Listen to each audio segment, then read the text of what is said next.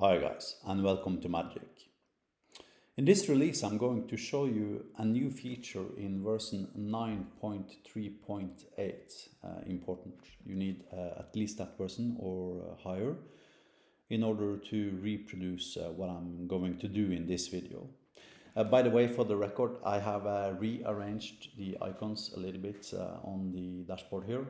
Hopefully I won't need to do that again, but I wanted to have a more intuitive flow in regards to how you actually work, such that the most important icons were in the top left corner and so on, kind of like the way you'd read a book using the Latin alphabet. So anyways, I'm going to be using the Babelfish database. I don't currently have that, so I need to load the creation script that creates that database. Then I need to execute that SQL. Then I need to go to the home menu. Then I need to find the health component, cache, and then I need to purge my cache. Now I can go to the CRUD menu item, generate CRUD apps.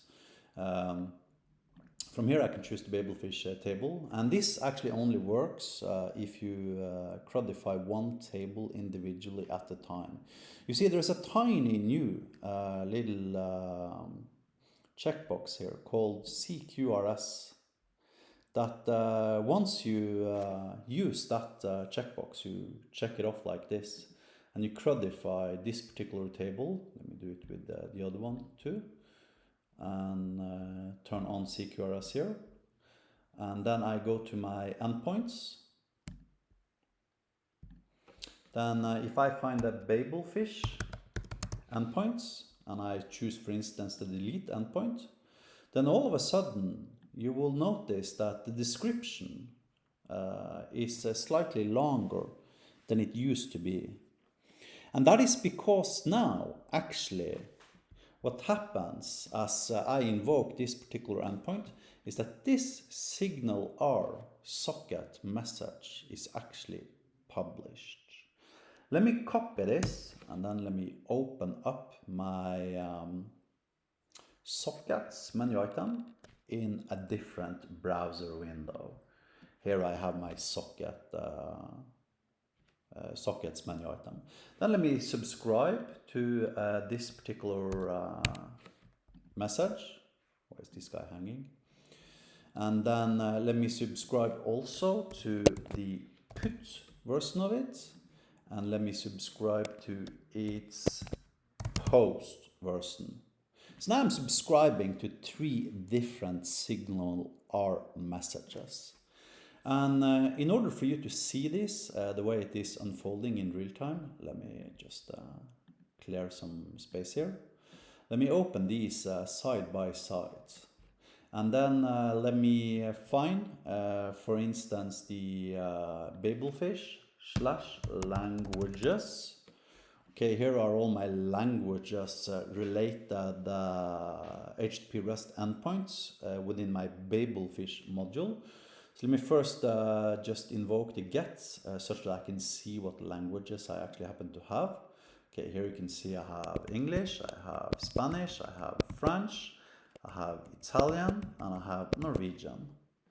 However, the interesting point comes as I actually now create a new language.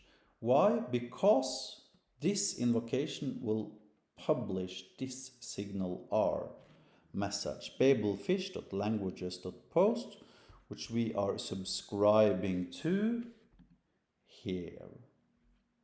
So when I create a language now, let's create Finnish. And this is my payload, right? The local is FI, the language is Finnish. Watch carefully here on the left side of this YouTube video as I invoke this endpoint. Ta-da! You see the endpoint now broadcasts this particular SignalR message, passing in the entirety of my original payload. If I, for instance, go back and I find a put equivalent here, and I update the Finnish and I call it frappe. Probably not very correct name for the language of Finnish, but it doesn't matter. Watch carefully now to the left. Ta-da! Now it caught a SignalR message called babelfish.languages.put. If I find its delete equivalent, and I delete the language of Finnish, fi, and I invoke it, and yet again, watch carefully to the left here, ta-da. So basically, in many ways, I mean, I realize referring to this as a CQRS is probably a little bit overkill. But it's actually originating from a common misunderstanding from CQRS. Because actually CQRS is just the separation of your read interface from your change interface, which includes put, delete, and post. So it's not technically CQRS by the very definition of the term, but it's very, very often a method to implement something that people erroneously tends to believe is CQRS. The way it works actually is that the CRUDification process now, if we open up HyperIDE here and we find a module, Babelfish, and we actually look at, for instance, languages.delete.hl, you will see that what it actually does down here is that it invokes the slot called sockets.signal, passing in first the name of the module, Babelfish, dot, then the name of the component, languages, dot, then the HTTP verb that was invoked for that particular module and component. And then it populates the args with whatever it's been given as input here. And as an additional kicker, it actually sets here we go, adds into the sockets.signal invocation the exact same authorization requirements as the endpoint originally has. So if I now dynamically runtime on the fly change this to foo, which might be a role in my system, then actually it's going to publish this particular SignalR message such that foo users belonging to the role of foo gets this message, but nobody not belonging to the role of either root or admin or foo are actually receiving the message. So it actually uses the same authorization requirements as the endpoint itself. You can of course manually edit this if you want to, but this is the way it's currently implemented. And that's pretty cool, I think. Yet again, let me show you in slow motion. Once you have a database, click CRUD, then choose your database, then choose your table, then scroll to the bottom, click CQRS, and CRUDify one table at a time individually. Notice it does not create any message publishing SignalR invocations during read. Why? Because why would you need a SignalR message being raised upon reading? You typically only want to be notified in your GUI during updates and deletes and creates.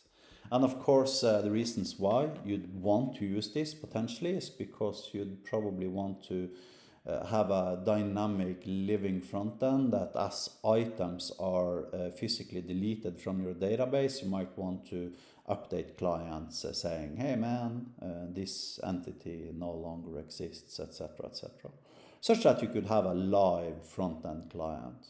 Personally, my personal use case for this in regards to my day job, of course, would be, tickers for Forex symbols, such as, for instance, how many US dollars is a euro worth? Okay, 0.97, 0.2 seconds later it changes by 2% up or down, and they're constantly floating up and down. Stock tickers, etc., etc. Chat clients for that matter. Obviously you wouldn't want to create a chat client probably yourself, particularly not an enterprise chat client type, simply because you get it for free in the bazaar. And by the way, I've also modified and improved on the bazaar a bit. So now it's actually showing you the README file for each particular app. And also, as you install it, you get a little bit of a warning asking you to confirm that you truly trust the publisher of this particular module, which you should do before you click yes. But for the record, there are currently only Bazaar apps in the Magic Bazaar at the moment that I have created. So I mean, if you trust Magic, you should trust my modules, I presume. Anyways, that was it. Yet again, the whole idea of this is this little bugger here. So basically, create, update, and delete CRUD HTTP REST web invocations or endpoints now has the additional capacity to also publish SignalR messages as they are being invoked. And that's pretty cool if you ask me. Thank you for watching. Have a nice day.